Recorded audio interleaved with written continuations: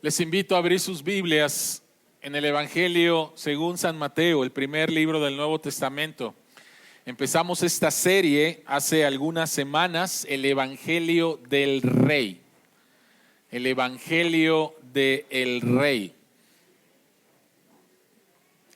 Y estamos en el mensaje número 5. El nombre de este mensaje se llama La centralidad del arrepentimiento. La centralidad del arrepentimiento, Mateo capítulo 3. Mateo capítulo 3. Esta es la palabra de Dios. En aquellos días se presentó Juan el Bautista predicando en el desierto de Judea. Decía: arrepiéntanse, porque el reino de los cielos está cerca. Juan era aquel de quien había escrito el profeta Isaías: voz de uno que grita en el desierto, preparen el camino para el Señor, háganle sendas derechas. La ropa de Juan estaba hecha de pelo de camello, llevaba puesto un cinturón de cuero y se alimentaba de langostas y miel silvestre. Acudía a él gente de Jerusalén, de toda Judea y de toda la región del Jordán. Cuando confesaban sus pecados, él los bautizaba en el río Jordán.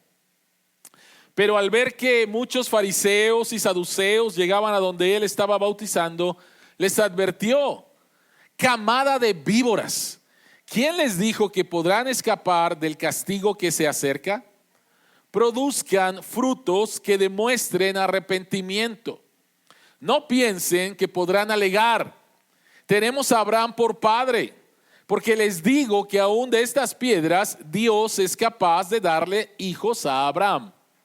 El hacha ya está puesta a la raíz de los árboles, y todo árbol que no produzca buen fruto será cortado y arrojado al fuego. Yo los bautizo a ustedes con agua para que se arrepientan. Pero el que viene después de mí es más poderoso que yo, y ni siquiera merezco llevarle las sandalias. Él los bautizará con el Espíritu Santo y con fuego. Tiene el aventador en la mano y limpiará su era, recogiendo el trigo en su granero, la paja en cambio la quemará con fuego que nunca se apagará. Un día Jesús fue de Galilea al Jordán para que Juan lo bautizara, pero Juan trató de disuadirlo. Yo soy el que necesita ser bautizado por ti, ¿y tú vienes a mí?, objetó. Hagámoslo como te digo, pues nos conviene cumplir con lo que es justo, le contestó Jesús. Entonces Juan consintió. Tan pronto como Jesús fue bautizado, subió del agua. En ese momento se abrió el cielo y él vio al Espíritu de Dios bajar como una paloma y posarse sobre él. Y una voz del cielo que decía: este es mi Hijo amado, estoy muy complacido con él. Oremos. Al abrir tu palabra, Señor, rogamos en el nombre de Jesús, abre nuestros ojos para ver las maravillas que hay en tu ley. Y que tu Espíritu Santo nos guíe a la verdad del Evangelio, la creamos. Y al creer, Señor, el Evangelio, sean nuestras vidas transformadas en nuestra relación contigo y en nuestra relación con nuestro prójimo. En el nombre de Jesús, amén. Amén. El 31 de octubre de 1517, un sacerdote romano llamado Martín Lutero clava 95 tesis en las puertas de la catedral de la ciudad de Wittenberg, en Alemania. Martín Lutero era profesor de la universidad de la misma ciudad en la cátedra de teología. Y la razón por la cual lo hizo era para denunciar las prácticas de las indulgencias. ¿Qué eran las indulgencias? Las indulgencias eran una práctica en la cual tú podías comprar el perdón de tus pecados a través de tus buenas obras o a través de dinero. En ese tiempo se estaba construyendo lo que conocemos el día de hoy como la Catedral de San Pedro. Y desde Roma habían mandado a muchos predicadores para que recaudaran dinero a través de la venta de indulgencias y hubiera dinero para construir lo que es la Catedral de San Pedro en Roma. Ahora, uno de estos predicadores se llamaba Juan Tetzel y él decía, y está registrado, cuando la moneda cae en el fondo del barril que traigo para recoger todo el dinero, cuando una moneda cae ahí, un alma sale del purgatorio. Así que te puedes imaginar, ante la predicación de un sacerdote que dice que puedes pagar para sacar las almas de tus familiares, pues claro que lo harías. Y para pagar por tus pecados, claro que lo harías. Martín Lutero tenía temor que su congregación creyera estas cosas y pagara por sus pecados en lugar de arrepentirse de sus pecados. Martín Lutero dijo lo siguiente: cuando nuestro Señor y amo Jesucristo dijo arrepiéntanse, Él quería que la vida entera de los creyentes fuera una vida de arrepentimiento. Este texto, en el centro de este texto, el bautizo de Jesús y la predicación de Juan el Bautista, tenemos el tema del arrepentimiento, la centralidad del arrepentimiento para la vida del creyente. Ahora, el problema es este. El problema es que no nos gusta la palabra arrepentimiento porque somos adictos a echarle la culpa a otra persona de nuestras faltas o de nuestros pecados. Nadie nos lo enseña. Lo vemos desde Génesis capítulo 3. Cuando Dios llamó a cuentas a Adán, ¿qué dice? La mujer que tú me diste. Y todos nosotros traemos eso. Somos adictos a echarle la culpa a otros de nuestras faltas y de nuestros pecados. No queremos arrepentirnos porque arrepentimiento significa asumir nuestra culpa, asumir nuestra responsabilidad, y eso no nos gusta. Mas sin embargo, Martín Lutero dijo estas palabras y todos los domingos aquí en la iglesia lo decimos, y lo dije hace un momento: la dinámica en la vida de crecimiento es arrepentimiento y fe. Así que la pregunta que queremos contestar en esta tarde es: ¿por qué el arrepentimiento es tan central en la vida? Las primeras palabras registradas de Juan el Bautista es arrepiéntanse. Las primeras palabras registradas de Jesús en su ministerio en Mateo capítulo 4 es arrepiéntanse. Las palabras que Jesucristo les dijo a sus apóstoles que fueran a predicar, Mateo capítulo 6, es arrepiéntanse. Entonces, este pasaje nos va a enseñar que el arrepentimiento es central en nuestra vida. ¿Cómo? ¿Cómo podemos contestar esta pregunta? ¿Por qué el arrepentimiento está central en nuestra vida? Tres cosas. Número uno, lo que tenemos que definir en primer lugar es qué es arrepentimiento. ¿Qué es arrepentimiento? Lo segundo es cuál es la evidencia del arrepentimiento, porque a lo mejor crees que te has arrepentido y verdaderamente no te has arrepentido. Así que ¿cuál es la evidencia? Y en tercer lugar, ¿cuál es la meta? ¿Cuál es la meta del arrepentimiento?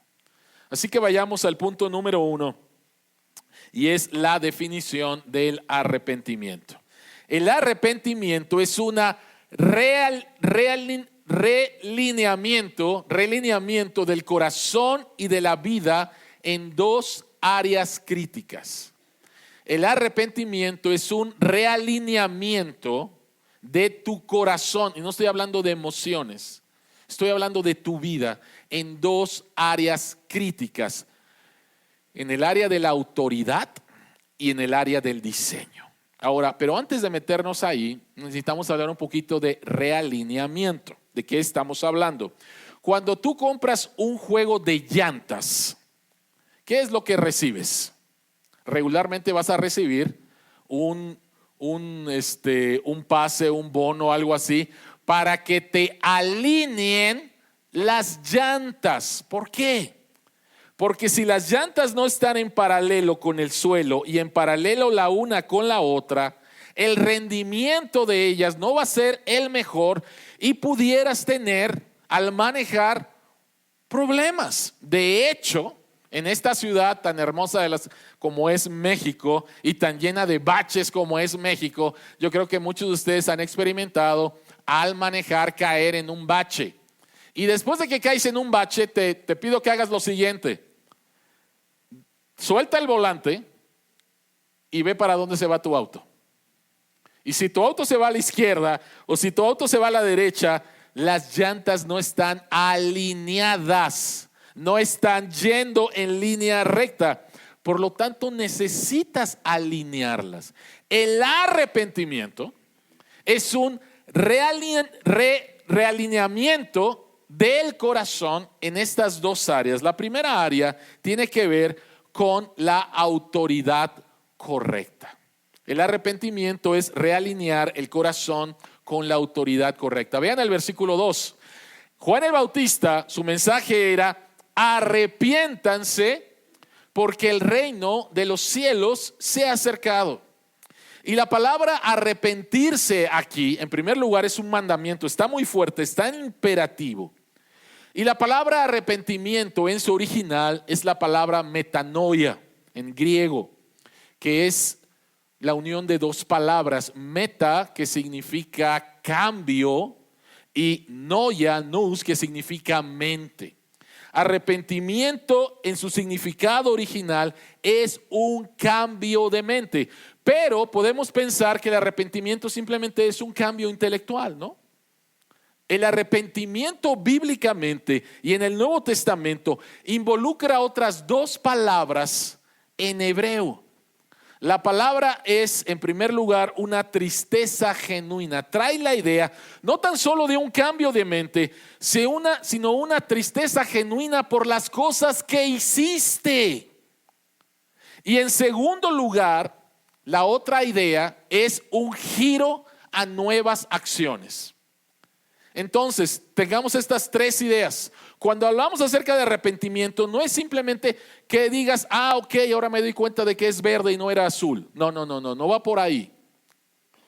Involucra sí un cambio intelectual, pero no tan solo es el cambio intelectual. Involucra una tristeza por tus acciones, pero no tan solo eso. El arrepentimiento es una transformación radical de tu vida. Involucra tu mente, involucra tus emociones, tu tristeza por lo que hiciste, e involucra tus acciones. El arrepentimiento es una transformación radical de tu vida. Ahora, estamos diciendo que el arrepentimiento es una realineación con la autoridad. ¿Por qué estamos diciendo esto? Juan el Bautista dice: arrepiéntanse porque el reino de los cielos está cerca. Pero aquí la palabra reino es la palabra autoridad. En otras palabras, lo que Juan está diciendo es: arrepiéntanse porque la autoridad verdadera, la que ha descendido del cielo, está cerca en la persona de Jesús. Ahora, posiblemente haya aquí alguna persona que dice: eso de la autoridad no va conmigo. Yo soy anti-autoridad. Yo no respondo a ninguna autoridad y mi palabra es la ley. O sea, Vicente Fernández, yo mero, el rey, ¿no? Pero sabes, cuando tú estás diciendo eso, de que tu palabra es la ley, lo que tú estás diciendo es que tú eres tu autoridad. En otras palabras, no hay ser humano que no esté bajo autoridad. Y tú puedes ser tu propia autoridad. Pero el problema es este.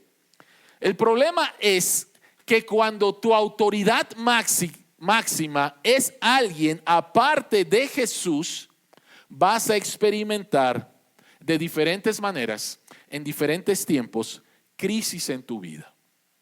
Nuevamente, Juan dice, arrepiéntanse, porque el reino de los cielos, la autoridad verdadera, está cerca en la persona de Jesús. Realinea tu corazón y tu vida con la verdadera autoridad. Ahora, es muy obvio que cuando tu autoridad máxima no es Jesús, tú vas a sufrir una crisis o un colapso en tu vida. Y algunos de ustedes han sido abusados físicamente por una autoridad que pudo haber sido papá o mamá, o que pudo haber sido un policía, o un político, o alguien de influencia, y abusó físicamente de ti. Algunos de ustedes han sido abusados de manera emocional, algunos otros tristemente de manera sexual, y tristemente algunos han sido abusados de manera espiritual. De hecho, hay personas que están fuera de la iglesia el día de hoy porque fueron abusados espiritualmente en su iglesia por su autoridad. Y eso es bastante obvio.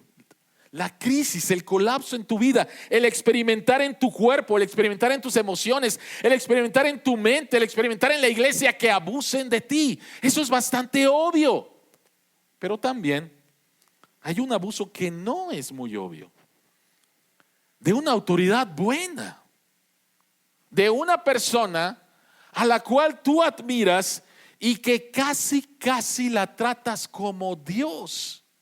El problema es que esta autoridad buena es un ser humano y por lo tanto es un pecador y tarde o temprano te va a fallar. Y cuando tú tienes en un pedestal a una autoridad buena y te falla, verdaderamente vas a sufrir un colapso. Entonces, el arrepentimiento, en primer lugar, es realinear tu vida con la autoridad correcta y tu autoridad Jesús. Y Jesucristo es una buena autoridad. Él es bueno, Él es gentil, Él es misericordioso, Él es honesto. Pero jamás de los jamases te va a traicionar. Jamás. Él es una buena autoridad y somos llamados a realinear nuestras vidas con Él. Él es una autoridad maravillosa. Entonces, en primer lugar, el arrepentimiento es realinear tu vida con la autoridad correcta. Pero en segundo lugar, es realinear tu corazón y tu vida con el diseño correcto. ¿Qué significa esto? Juan el Bautista sigue, Mateo hace un comentario con respecto a Juan el Bautista y su ministerio. Y dice que Juan el Bautista está cumpliendo una profecía, la profecía de Isaías. Voz de uno que grita en el desierto, preparen el camino para el Señor, háganle sendas derechas. Esta profecía está en Isaías capítulo 40. Lo interesante, y hemos dicho que cada vez que se cita una profecía del Antiguo Testamento, veas el contexto. Y el contexto de la profecía en Isaías 40 es Dios asegurando que su pueblo que va a ser exiliado a Babilonia por causa de sus pecados y que van a estar allá 70 años en un lugar diferente, Él les asegura desde el principio que van a regresar, a su tierra y que cuando regresen a su tierra deben de arreglar el camino para la llegada del rey. Esa era la costumbre en ese tiempo. Nos va a visitar el rey, entonces necesitamos arreglar. Y sucede el día de hoy, ¿no? Me pasó que cuando estaba en la secundaria en Acapulco, el presidente en ese entonces era José López Portillo, de recuerdos no muy buenos para algunos. Y recuerdo que un día nos dijeron: arréglense porque los vamos a llevar a la colonia El Renacimiento, que está a la entrada de Acapulco ahora, y va a venir el presidente a inaugurarla. Y ese lugar estaba feo. Pero ese día que llegamos, estaba bonito, arbolitos por todos lados, bien limpia la calle, y pasó el presidente, lo saludamos, se fue el presidente y quitaron todos los arbolitos, ¿no? Simplemente arreglarla para que llegara la autoridad. Bueno, esto es lo que está diciendo aquí Mateo, citando a Isaías, diciendo, va a llegar la autoridad, quien te ha diseñado, y prepárate para recibirlo, pero recibirlo de la manera correcta. Tú y yo sabemos que este mundo está mal. Este mundo está mal, está lleno de injusticia, hay maldad, está mal, lo sabemos. Pero lo que a veces no queremos reconocer es que al igual que este mundo está mal, tú estás mal. Hay cosas que están mal en ti y que hay pecado en ti. El punto es que cuando reconocemos que hay cosas que están mal en nuestra vida, nuestro instinto nos llama a arreglarlo. Hay algo que está mal en nuestra vida, hay algo que está mal en este mundo, y entonces inmediatamente queremos arreglarlo. Y cuando vemos que hay algo que está mal en nuestro mundo, entonces tratamos de arreglarlo a través de construir identidades por causa de nuestra inseguridad. Sabemos que hay algo que está mal y entonces yo voy a hacer algo para arreglarme a mí mismo. Le estoy llamando construir identidades para poderte sentir bien. Por ejemplo, hay personas que pasan demasiadas horas en la oficina porque están construyendo su identidad alrededor del éxito laboral. Si la gente sabe que soy un buen doctor, si la gente sabe que soy un buen ingeniero, si la gente sabe que soy si la gente sabe, ¿sí? La gente me va a dar muchos likes, ¿no? Y estoy tratando de construir una identidad alrededor de el éxito laboral porque dentro de mí soy inseguro, yo sé que hay algo que está mal. O invertimos mucho tiempo y gastamos mucho dinero porque tratamos de construir una identidad alrededor de la belleza o del físico. Quiero que la gente me admire. O tratamos de construir una identidad alrededor de decir chismes, calumnias contra otras personas porque queremos que otras personas sepan que nosotros sabemos y eso nos hace sentir bien. O tratamos, y el día de hoy es muy evidente, tratamos de construir una identidad a través de un género que no es el nuestro. Toda esta construcción de identidades va en contra del diseño original de Dios. Y cuando estamos tratando de construir estas identidades aparte del diseño de Dios, lo único que vamos a terminar al final es verdaderamente agotados y sin que verdaderamente se cumpla la razón por la cual estuvimos haciendo eso. Tú sabes lo frustrante que es cuando vas manejando de aquí a la ciudad de Querétaro y de repente te dice obra en construcción y parece que la México-Querétaro siempre está en construcción. Y es frustrante tener que salirte a un caminito que no es la autopista, te va a llevar más tiempo, estás en peligro porque te sacaron del diseño original de la autopista. Y cuando Dios nos llama a arrepentirnos, que es realinear nuestra vida con el diseño original, es hacer a un lado todas las identidades, todas las construcción de identidades que hemos hecho en nuestra vida, hacerlas a un lado y preparar el camino al Rey que viene y yo alinearme a ese diseño y verdaderamente disfrutar de descanso, de gozo y de paz. Cuando vives una vida sin arrepentimiento, no tendrás paz simplemente. No tendrás verdadero gozo. Pero esto nos lleva entonces a una pregunta. Y la pregunta es, ¿cómo sabes cuál es la evidencia que te has arrepentido verdaderamente? Porque a lo mejor no. Ok, arrepentirme es realinear mi vida con respecto a la autoridad correcta, Jesús, y al diseño original. Pero ¿cómo sé que verdaderamente me he arrepentido? ¿Cómo sé? ¿Cuál es la evidencia de que verdaderamente me he arrepentido? Vayamos al punto número 2, que es la evidencia.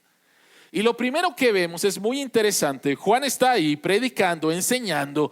Él es la estrella del momento. Toda la gente está viniendo 400 años sin que alguien dijera, así ha dicho Dios. Y de repente multitudes llegan al río Jordán, confiesan sus pecados y están siendo bautizados por Juan. Pero de repente hay un grupo de personas a los cuales Juan les da la bienvenida diciéndoles, víboras. Qué padre, ¿no? Pero al ver que muchos fariseos y saduceos llegaban a donde él estaba bautizando, les dijo, camada de víboras. Qué gusto tenerte en Cordero de Dios el día de hoy. ¿Sí? Camada de víboras. Los fariseos y los saduceos eran dos grupos religiosos completamente diferentes. Los saduceos eran separatistas. Queremos vivir una vida santa y me voy a separar de personas, de actividades, de comida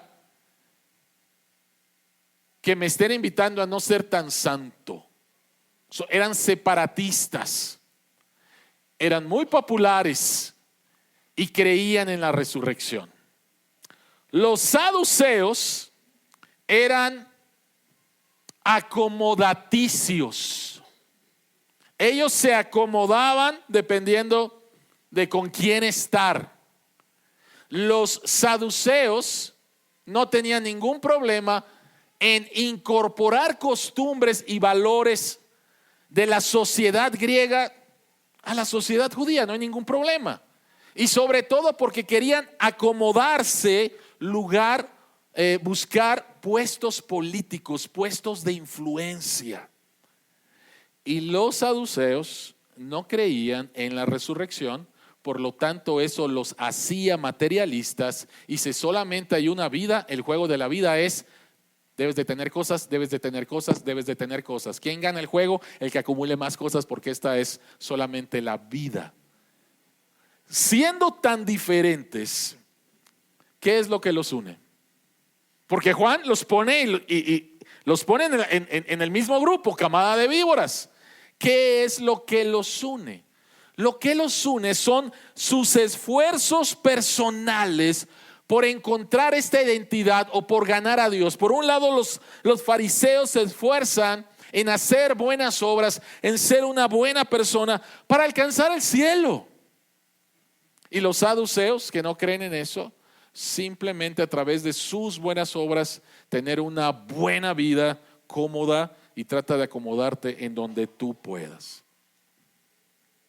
Los esfuerzos y los esfuerzos personales. Ahora, una pregunta que es muy importante aquí es: ¿por qué estas personas vinieron a bautizarse con Juan?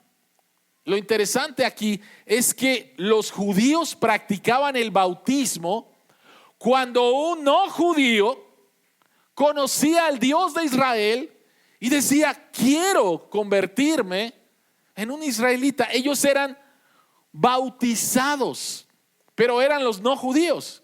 Y aquí tenemos a los judíos, y especialmente a los fariseos y a los saduceos, tratando de bautizarse. La pregunta es: ¿por qué? ¿Por qué? Juan les dice: no piense que podrán alegar, tenemos a Abraham por padre. En otras palabras, y especialmente los fariseos, ellos decían: nosotros somos personas buenas, descendemos de Abraham, no somos como esos incircuncisos. Pero Juan les dice: mira, Yo te aseguro, yo te digo que aún de estas piedras Dios es capaz de darles hijos a Abraham. ¿Qué es lo que Juan está diciendo? Así como Dios sobrenaturalmente del polvo de la tierra creó a Adán, de la misma manera Dios sobrenaturalmente puede traer a los que no son hijos de Abraham y traerlos a su reino. En otras palabras, lo que está diciendo Juan el Bautista es que tanto el arrepentimiento como la salvación son sobrenaturales. Y los fariseos y los saduceos venían a ser bautizados, pero por las razones equivocadas. Posiblemente los fariseos, al ver el poder que está ganando, la influencia que está teniendo Juan sobre el pueblo, pues yo también quiero tenerla. Posiblemente. Pero ellos están viniendo a Juan con razones equivocadas para ser bautizados. Entonces, la pregunta es, ¿cuál es la evidencia de un verdadero arrepentimiento? Vean el versículo 8 de Mateo 3. Juan dice: produzcan frutos que demuestren arrepentimiento. Y aquí tenemos un problema, porque la palabra no es plural, frutos. Y la palabra en el original es singular, y esto es la clave para poder entender cuál es la evidencia del arrepentimiento. Juan está diciendo: produzcan fruto singular que demuestre arrepentimiento. Porque la idea no es, a ver, saduceos, fariseos, ok, dicen que están arrepentidos. Bueno, vayan y hagan muchas buenas obras como evidencia de su arrepentimiento. Esa no es la idea. Esa no es la idea. ¿Por qué esa no es la idea? Porque la evidencia del verdadero arrepentimiento es fruto que solo puede ser producido por el Espíritu Santo y no por esfuerzo propio. No puedes tener arrepentimiento sin que produzca buenas obras, ojo, pero puedes tener buenas obras externas y no estar arrepentido. ¿Sí te das cuenta de la diferencia? ¿Te das cuenta de la diferencia? O sea, vienen estas personas religiosas con motivaciones equivocadas. Juan lo sabe, les dice víboras y les dice que produzcan un fruto que ellos no pueden producir por sí mismos. Porque hay personas que pueden hacer muchas cosas buenas, pero ¿cuál es la motivación? Una motivación completamente equivocada. Quiero sacar provecho, quiero que digan que soy una buena persona. Hay tantas falsas motivaciones al hacer cosas buenas. ¿Has hecho alguna cosa buena con una mala motivación? Todos lo hemos hecho, ¿sí? Todos lo hemos hecho. Pero el verdadero arrepentimiento va a dar buenas obras que surgen de un fruto del Espíritu Santo. ¿A qué te suena fruto del Espíritu Santo? Gálatas capítulo 5 versículos 22 y 23. Pablo dice: el fruto singular del Espíritu Santo es amor, gozo, paz, paciencia, benignidad, bondad, fidelidad, mansedumbre, templanza. Contra tales cosas no hay ley. Este es el fruto, o sea, tú no lo puedes producir. Cuando realmente una persona se arrepiente, el Espíritu Santo viene a morar y es el Espíritu Santo quien va a dar este fruto. Por el contrario, Gálatas 5, capítulos 19 y 20 habla acerca de las obras, plural, de la naturaleza caída y da una lista grandísima de las cosas de la naturaleza caída. Juan enfatiza la salvación sobrenatural, el fruto sobrenatural, el énfasis sobre el Espíritu Santo, cuando Él les dice que Él, Jesús, los va a bautizar con Espíritu Santo y con fuego. Y nuevamente, aquí se mencionan, o la idea, son dos ideas muy importantes con respecto al Espíritu Santo. En primer lugar, la idea de fuego. Y la idea de fuego tiene que ver con purificar. Un metal que es puesto al fuego va a ser purificado. Y por el otro lado, la idea es morar. El Espíritu Santo viene a morar dentro de nosotros, a hacer algo interno. Entonces, lo que Juan el Bautista está hablando aquí es que el fruto, la evidencia de que verdaderamente te has arrepentido, no es algo que tú produces, es algo que es sobrenatural. El Espíritu Santo, solo el Espíritu Santo puede producir buen fruto al nivel motivacional y de comportamiento.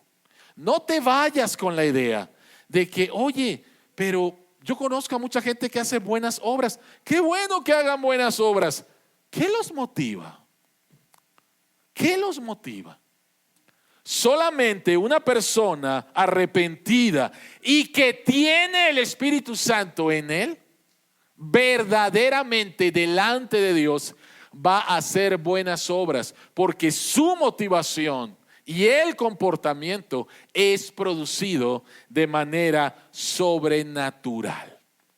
Es producido de manera sobrenatural. El problema es que muchas veces lo que nosotros decimos que estamos arrepentidos, el fruto no es el fruto del Espíritu Santo. La evidencia no es el fruto del Espíritu Santo. ¿Has estado en esta situación donde estás discutiendo con tu cónyuge? Están en una discusión, ¿no? Y tú dices, no muy sincero, pero lo dices: perdóname, mi amor, estoy arrepentido. Y tu mi amor se queda callado. No te dice te perdono, no te dice nada. ¿Y cuál es tu reacción? Yo ya le pedí perdón, porque ella no me pide perdón, ¿no? Y se van a la cama enojados y con una grande división, ¿no? Pero te arrepentiste, ¿no? Pero ¿cuál es la evidencia de tu arrepentimiento? Enojo, porque tu cónyuge no te pidió perdón, tú sí. Te tiene que pedir perdón, ¿no? Otro caso, estás en una discusión con tu cónyuge, con tu jefe, con tus hijos, es tarde ya, te quieres dormir. Ya, perdóname. ¿Por qué dices ya, perdóname? ¿Porque verdaderamente estás arrepentido? No, me quiero dormir. Ya cállate. Ese es el mensaje. ¿Cuál es la evidencia de ese arrepentimiento? ¿El fruto del Espíritu Santo? No, es egoísmo. Es simplemente egoísmo. A la persona que amas, nuevamente tú te estás comportando de una manera egoísta, ¿sí? No hay fruto del Espíritu Santo. Están la evidencia de las obras de la carne: ira, enojo, división, ¿sí? Pero el fruto del Espíritu Santo es amor, gozo, paz, paciencia. Le dices a tu cónyuge verdaderamente perdóname, pero a lo mejor tu cónyuge no está listo para perdonarte, pero tú vas a esperar con paciencia en lugar de andarla buscando en el baño, en el cuarto, perdóname, perdóname, y por todas las partes de la casa para exigir un perdón, ¿no? El fruto del Espíritu Santo es amor, gozo, paz, paciencia, bondad. Cuando estás enojado, no va a salir mucha bondad de tu corazón, ¿sí? Entonces, la evidencia de que verdaderamente estamos arrepentidos es que se va a manifestar a través del fruto del Espíritu Santo. No nos engañemos, iglesia. No nos engañemos, amigos. No nos engañemos. Yo ya me arrepentí, pero estás fúrico todavía, ¿no? No te has arrepentido verdaderamente, porque solamente estás mirando en lo del otro, te sientes muy justo, etcétera, etcétera. Pero ese no es el fruto del Espíritu Santo. El arrepentimiento, la evidencia es el fruto, porque es el fruto del Espíritu Santo, porque es sobrenatural.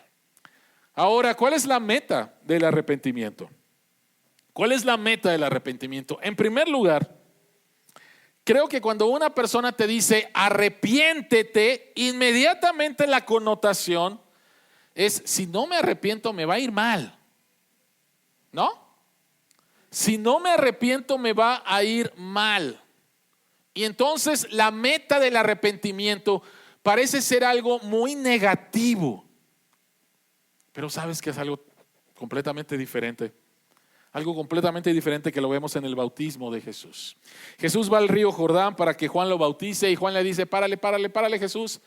Creo que estamos en papeles diferentes. Yo soy el que tengo que ser bautizado por ti. Y Jesús le dice a Juan: mira, hagamos esto, ¿sí? Hagamos esto.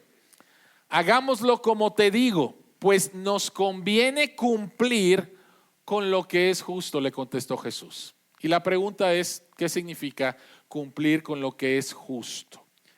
En primer lugar, agarremos la palabra cumplir. Y Mateo ha utilizado la palabra cumplir para mencionar las profecías del Antiguo Testamento que se están cumpliendo en Jesús y que dan evidencia de que Él es el Mesías, el Rey. Y aquí es el mismo caso. Encontramos aquí el cumplimiento de Isaías capítulo 53, versículo 11, donde dice que Jesucristo va a justificar a muchas personas. Entonces, vamos a cumplir en primer lugar con lo que dice las Escrituras, que yo voy a traer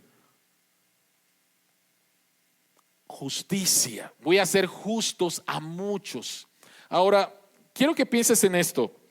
Jesucristo no estaba en una tarima como esta, viendo a las personas que venían ante Juan en el río Jordán, y Jesucristo les está diciendo: arrepiéntanse, arrepiéntanse, arrepiéntanse, arrepiéntanse. No, Jesucristo está con la gente. Jesucristo está en la línea, ¿sí? En la línea con los que van a confesar sus pecados y van a ser bautizados. Y lo que Jesucristo ahí está haciendo es identificarse. Ahora alguien pudiera decir: bueno, si Jesucristo estaba en la línea de las personas que confesaban sus pecados, ¿Jesucristo confesó algún pecado? No, de ninguna manera, no va para ahí. Jesucristo nunca cometió ningún pecado. Pero Jesucristo está ahí con las personas, identificándose con ellos para cumplir lo que Dios había dicho. Y en segundo lugar, entonces tenemos que saber qué significa la palabra justo. Y Mateo está utilizando aquí la palabra justo de una manera diferente a como la utiliza Pablo en sus epístolas. Mateo la está utilizando con el contenido del Antiguo Testamento, donde una persona justa era una persona que tenía un grande deseo de obedecer a Dios porque ama a Dios. Y aquí tenemos entonces a Jesús obedeciendo a Dios hasta en el bautismo, para que a través de su ministerio, como dice ahí en Isaías 53, 11, de que Él va a cargar las iniquidades de ellos. Entonces estas personas que vienen confesando sus pecados, que están verdaderamente arrepentidas, entonces van a recibir de Jesús su rectitud. Van a recibir de Jesús su rectitud. Todo lo bueno que Jesucristo hizo a través de su vida de obediencia por amor a Dios, yo voy a recibir eso, y por lo tanto voy a ser aceptado por Dios, y va a crecer en mí un deseo de amar a Dios. Eso es lo que Jesucristo está diciendo ahí. Pero veamos el bautizo de Jesús. algo precioso. Dice, tan pronto como Jesús fue bautizado, subió del agua. En ese momento se abrió el cielo y él vio al Espíritu de Dios bajar como una paloma y posarse sobre él. Y una voz del cielo que decía, este es mi Hijo amado, estoy muy complacido con él. ¿Qué pasó en ese momento? En primer lugar dice que el Espíritu Santo desciende como paloma.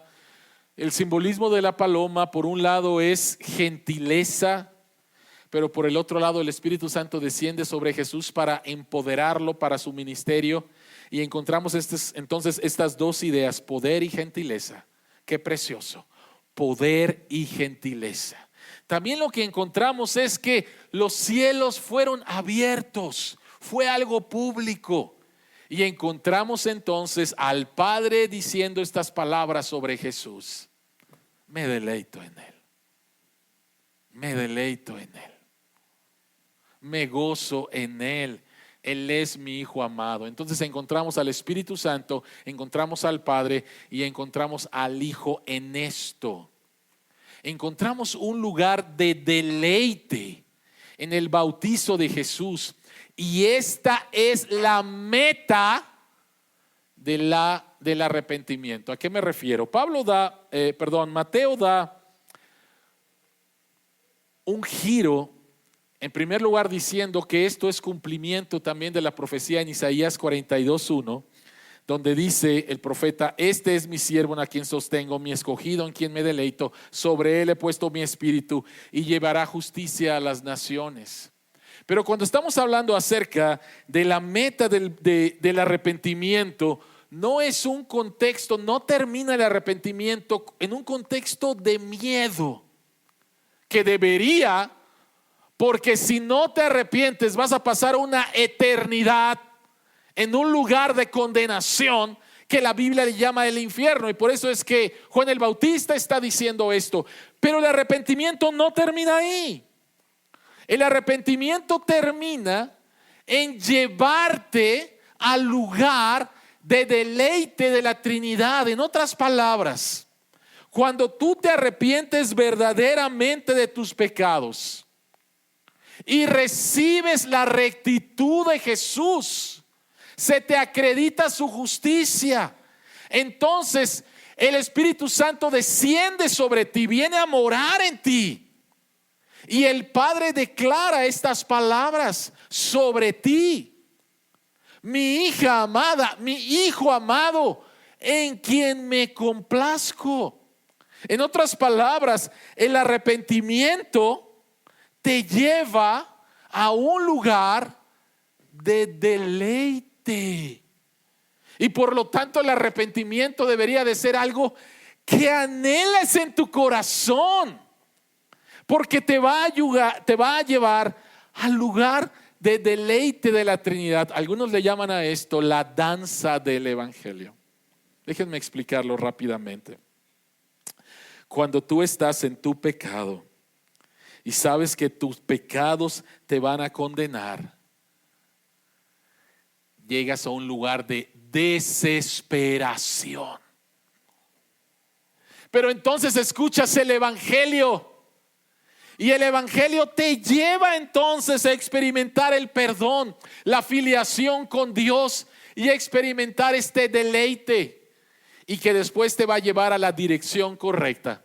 Desesperación, deleite, obediencia en la dirección de Dios. Algunos le llaman a eso la danza del Evangelio. ¿Has estado en alguna recepción de boda? O mejor lo voy a decir al revés. ¿Hay alguien aquí que nunca haya estado en una recepción de una boda? No, ¿verdad? Todos hemos estado en la recepción de una boda. Y una de las cosas más padres en la recepción de una boda es bailar. Es bailar. Y de repente pudiera ser que no eres muy bueno para bailar, tienes 2 pies izquierdos. Y estás ahí sentado viendo cómo la gente se está divirtiendo en el gozo de los novios y están ahí bailando. Y tú estás ahí sentado internamente, quisieras estar bailando, pero dices, si entro a bailar, la gente se va a burlar de mí. O sea, estás tan enfocado en ti y sabes que no eres muy buen bailarín, ¿sí? Que si tú entraras ahí, la gente se va inmediatamente a fijar en ti y van a decir, ups, ¿ya lo viste? Y estás ahí deseando entrar. Pero de repente alguien te dice, Alexa, ven, entra, ¿sí? Vamos a suponer que Alexa no sabe bailar. Yo sé que sí sabe bailar porque es colombiana y sabe bailar muy bien, ¿sí? Y allá está Andrés con quien baila, ¿sí? Su esposo. Pero vamos a suponer que Alexa no supiera bailar, ¿no? Pero alguien le dice, ven, entra a bailar. Y de repente Alexa se pone a bailar y no lleva el ritmo. Pero ¿sabes lo que sí va a pasar? Deleite. Porque se va a empezar a gozar en el gozo de los demás. Va a dejar de poner sus ojos en sí misma y va a disfrutar en el deleite de la fiesta. El no arrepentirte es estar solamente fijándote en ti y no voy a hacer esto y no me voy a hacer responsable de esto y no y estar tan ensimismado que te impide entrar en el deleite del evangelio, en la danza del evangelio. Vean por favor Hechos capítulo 3 versículo 19, Pedro predicando, y Pedro les llama a la gente a que se arrepientan. Por tanto, para que sean borrados sus pecados, arrepiéntanse y vuélvanse a Dios. Vean lo que dice, a fin de que vengan ¿qué? Tiempos de descanso de parte de Dios. En otras palabras, la meta del arrepentimiento es deleite. La meta del arrepentimiento es que tú experimentes el deleite de la Trinidad. Esa es la meta del arrepentimiento. Llevarte al deleite de Dios, al perdonarte, de llevarte a que el Espíritu Santo haga morada en ti y transformarte, y de que conozcas verdaderamente a tu Creador, a tu Diseñador y a la verdadera autoridad. Esa es la meta del arrepentimiento. Y por eso es que Martín Lutero dice que toda la vida cristiana es una vida de arrepentimiento. Porque sí, tiene que haber un momento clave en tu vida, un momento histórico en tu vida en que te arrepentiste y le dijiste a Jesucristo, soy un pecador, te necesito. Pero toda la vida cristiana es una vida de arrepentimiento, y por lo tanto toda la vida cristiana es una vida de danzar en el evangelio. Antes yo creía que mientras menos me arrepentía, más santo soy, porque no cometí pecado. Si no cometo pecado, no me arrepiento y soy más santo. Equivocado completamente, equivocado rotundamente. Mientras más te arrepientes, más estás creciendo en tu vida y en tu relación con Dios. Yo recuerdo a una persona que me dijo, ¿por qué predican tanto del pecado y del arrepentimiento? Y me dio mucha tristeza. Y le dije, todavía no se ha entendido el evangelio. El arrepentimiento es algo bueno, porque te va a llevar al perdón, porque te va a llevar a una relación con Dios, porque te va a llevar a ser transformado, porque te va a llevar de la desesperación al deleite, lo cual te va a dar la dirección para tu vida, obediencia a Dios. Quiero terminar con 3 preguntas. La primera pregunta es, ¿es el arrepentimiento central en tu relación con Dios? ¿O lo central en tu relación con Dios es tu desempeño moral o tu fracaso moral? Y en tu desempeño moral, mírame Señor, soy lo máximo, orgullo. Y en tu fracaso, ni me veas Padre, soy un miserable. O lo que es central en tu relación con Dios es el arrepentimiento bíblico. Segunda pregunta, ¿es el arrepentimiento central en tu relación con tu cónyuge? ¿O lo central en tu relación con tu cónyuge es autojustificación y estar a la defensiva. ¿No? Antes de que tú me digas algo, yo te voy a decir 3 cosas a ti. O es el arrepentimiento, donde asumes tu responsabilidad y verdaderamente dices perdón, y el fruto es gozo, amor, paz, paciencia. Tercera pregunta: ¿es el arrepentimiento central en tu relación con tus hijos? ¿O lo central en tu relación con tus hijos es comportamiento? Pórtate bien y te va a ir bien conmigo, papá y mamá. Y al revés también. Tratas de comportarte bien para que tus hijos te admiren y piensen que eres un buen cristiano, en lugar de enseñarles verdaderamente a tus hijos lo que es el evangelio. Si el arrepentimiento no es central en tu vida, te estás perdiendo del deleite del Padre, del Hijo y del Espíritu Santo. Oremos, iglesia.